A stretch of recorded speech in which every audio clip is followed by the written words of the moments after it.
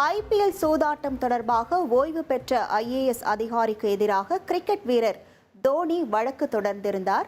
அந்த வழக்கில் தோனியின் வாக்குமூலத்தை பதிவு செய்ய வழக்கறிஞர் ஆணையரை நியமித்த உத்தரவு சரியே என சென்னை உயர்நீதிமன்றம் தெரிவித்திருக்கிறது. முழு விவரங்களோடு இணைகிறார் நமது செய்தியாளர் சுரேஷ். வணக்கம் சுரேஷ். இந்த வழக்கின் பின்னணி மற்றும் சென்னை உயர்நீதிமன்றத்தின் உத்தரவு தொடர்பான விவரங்கள். வணக்கம். கடந்த 2013ஆம் ஆண்டு ஐபிஎல் சூதாட்டம் குறித்து விசாரணை நடத்திய தற்போது ஓய்வு பெற்ற ஐபிஎஸ் அதிகாரி சம்பத்குமார் இந்த சூதாட்டத்தில் சென்னை அணி வீரர் மகேந்திர சிங் தோனிக்கும் தொடர்பு இருப்பதாக ஒரு தனியார் தொலைக்காட்சி விவாத நிகழ்ச்சியில தெரிவித்திருந்தார். இது தன்னுடைய நற்பெயருக்கு களங்கம் ஏற்படுத்தும் வகையில் இருப்பதாக கூறி 100 கோடி ரூபாய் மான நஷ்டஈடு வழங்க வேண்டும் என்று சம்பத்குமாருக்கு எதிராக தோனி உயர்நீதிமன்றத்தில் வழக்கு தாக்கல் செய்திருந்தார். கடந்த 2014ஆம் ஆண்டு தாக்கல் செய்யப்பட்ட இந்த வழக்குல தோனியின் வாக்குமூலத்தை பதிவு செய்வதற்காக வழக்கறிஞர் ஆணையரை நியமித்து கடந்த ஆகஸ்ட் மாதம் உயர்நீதிமன்றம் உத்தரவிட்டிருந்தது.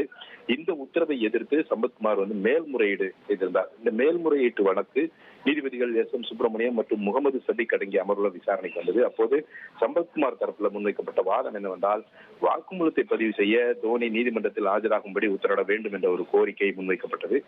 வாக்குமூலம் பதிவு செய்வதற்காக முதலமைச்சர் உள்ளிட்ட பல்வேறு பிரபலங்கள் நீதிமன்றத்திற்கு வரக்கூடிய சூழலில் தோனிக்கு மட்டும் என்ன சிக்கல் என்ற ஒரு கேள்வியை அவர் எழுப்பினார். மேலும் இந்த வழக்கில் இருந்து ஆரம்பத்தில் இருந்தே தோனி சட்டத்தை பின்பற்றுவதில்லை என்ற ஒரு குற்றச்சாட்டையும் முன்வைத்தார்.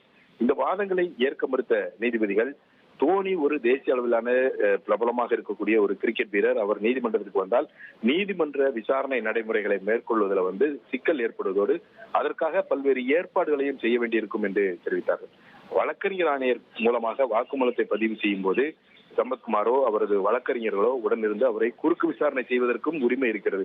அப்படி இருக்கும்போது இந்த உத்தரவுனால, அதாவது வழக்கறிஞர் ஆணையம் நியமித்து பிறப்பித்த உத்தரவின் காரணமாக சம்பத்குமாருக்கு எந்த பாதிப்பும் ஏற்பட போவதில்லை என்று தெரிவித்த நீதிபதிகள், இந்த வழக்கறிஞர் ஆணையர் நியமித்ததுல எந்த ஒரு தவறும் இல்லை என்று சொல்லி சம்பத்குமாரின் மனுவை தள்ளுபடி செய்து உத்தரவிட்டிருக்கின்றார்கள்.